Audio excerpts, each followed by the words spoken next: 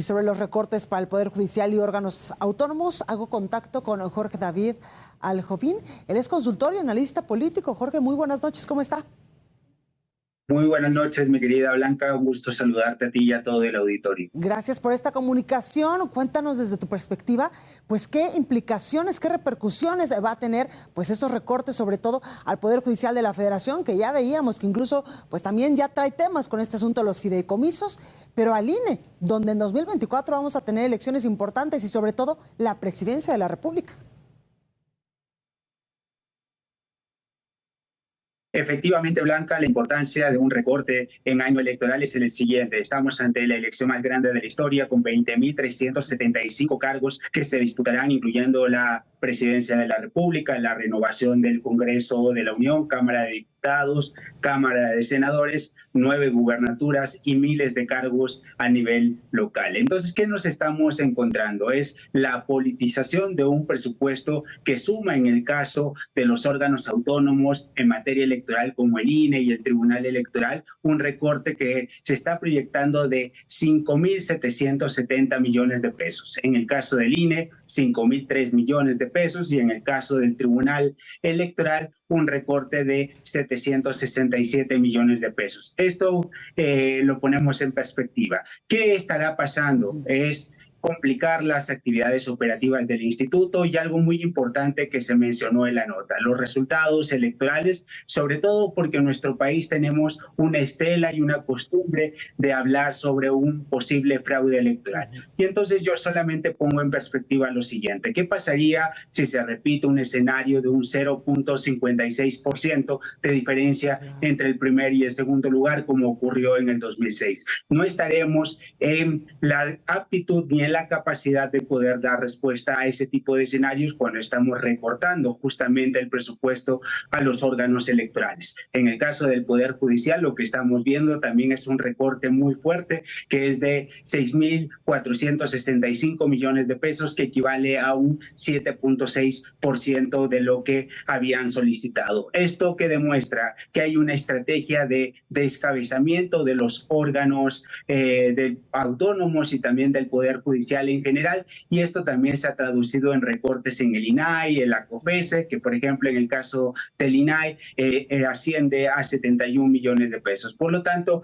me parece que un tema muy grave, y sobre todo por la importancia de lo que ha ocurrido en los últimos días, es que hay un reconocimiento de los diputados del oficialismo en la aprobación del presupuesto de este proyecto de dictamen en la Comisión de Presupuesto, de que ningún recurso se está destinando para un fondo para la reconstrucción de Acapulco y de Coyuca. Y esto es muy importante porque se apuesta nuevamente a la improvisación, y simplemente se dice que la próxima semana, en la discusión en el Pleno, se agregará justamente un artículo transitorio y ahí se verá. Pero también habrá que decir que lo que se está prevaleciendo y lo que está viéndose en estas discusiones es simplemente que no hay una programación, no se está diciendo dónde irán esos recursos, y ninguna palabra tampoco de la reconstrucción, lo reitero. Eso es muy importante ponerlo en perspectiva. Jorge, qué importante todo esto que nos dices. En primer lugar, me gustaría hacer énfasis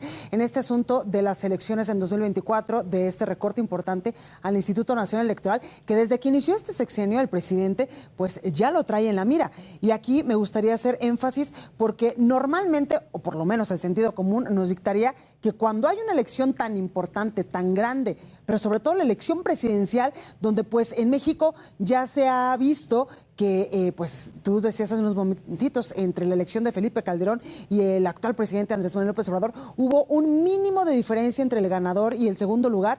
Esto podría repetirse, y ahí es cuando el sentido común tendría que pues ser el más común de los sentidos y darle un poco más de presupuesto en año electoral pues al Instituto Nacional Electoral y no quitarle, ¿no?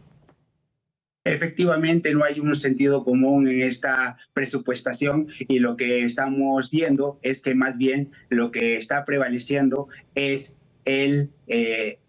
el plan B de venganza. Y a esto me parece que es muy preocupante en materia electoral, sobre todo no solamente por resultados apretados que se puedan dar en las elecciones, sino también en las posibles elecciones extraordinarias que se puedan dar después de este proceso electoral del 2024. En dado caso que se diera una nulidad, no tendríamos presupuesto, por ejemplo, para poder atender ese tipo de elecciones. Por lo tanto, creo que las capacidades operativas de nuestros órganos electorales están en tela de juicio y me parece que ha sido muy tibia la propia respuesta de la presidenta del Instituto Nacional Electoral, Guadalupe Tadei, quien ante pregunta expresa de los medios de comunicación ya está aceptando este recorte del presupuesto y más bien no está reclamando y no está dando una posición firme por parte del Instituto Nacional Electoral. Y también habrá que decir que estos recortes también nos llevan al pecado original del Instituto Nacional Electoral como del Tribunal Electoral, lo que se denominó en su momento por Jorge Carpizo como la feria de las desconfianzas. En nuestro país poco confiamos en nuestros procesos electorales. Hemos tenido innumerables episodios de desencuentros de nuestra clase política y de la ciudadanía que se han revelado en el voto por voto, casilla por casilla, y mucho ojo, mucho cuidado, que estos recortes nos pueden llevar nuevamente a ese tipo de escenarios donde uno de los bandos no reconozca el triunfo del otro, y me parece que esto nada abona al crecimiento democrático en nuestro país. Totalmente, Jorge. También en el segundo punto que quería hacer énfasis contigo es que tú lo puntualizabas muy bien. Sí, está bien, los recortes ya están pasando, ya se están votando, incluso pues hay 2,000 reservas, lo decía hace unos momentos mi compañero en esta nota, que pues ya se estarán discutiendo la próxima semana ya en la Cámara de Diputados, pero ¿y los recursos que pues estarían sobrando de alguna forma que se le están quitando a estos órganos? ¿A dónde irán? Muchos se ha dicho, sobre todo los de Morena, que van a ir para crear un fondo de la reconstrucción de Acapulco, de Guerrero, pero ¿y si no? ¿Y si no se etiquetan estos recursos? ¿Qué va a pasar con ellos?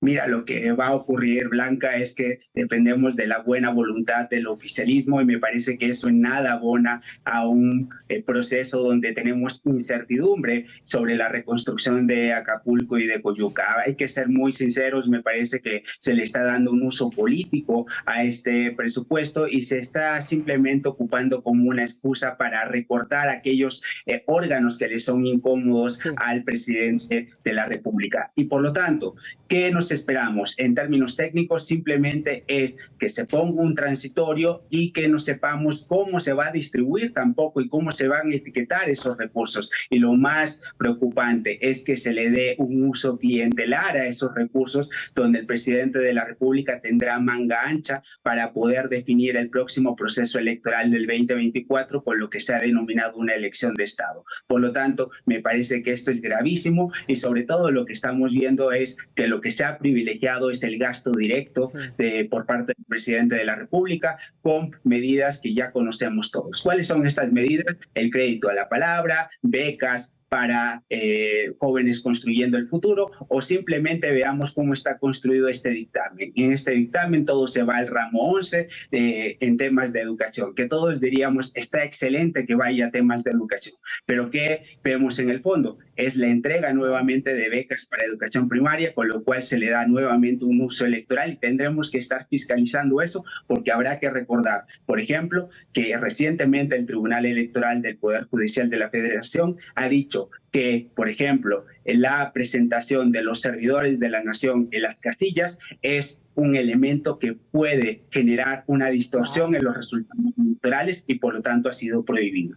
Pues ahí lo tenemos, Jorge David Aljovín, consultor y analista político. Gracias por esta comunicación, por también darnos tu punto de vista de lo que está pasando, y lo decías bien, cuando un órgano es pues incómodo al gobierno y no lo puede modificar desde las leyes, pues va con el presupuesto y con los recursos. Muchas gracias, Jorge. Muchísimas gracias, mi querida Blanca. Un fuerte abrazo. Gracias. Bueno, pues ahí la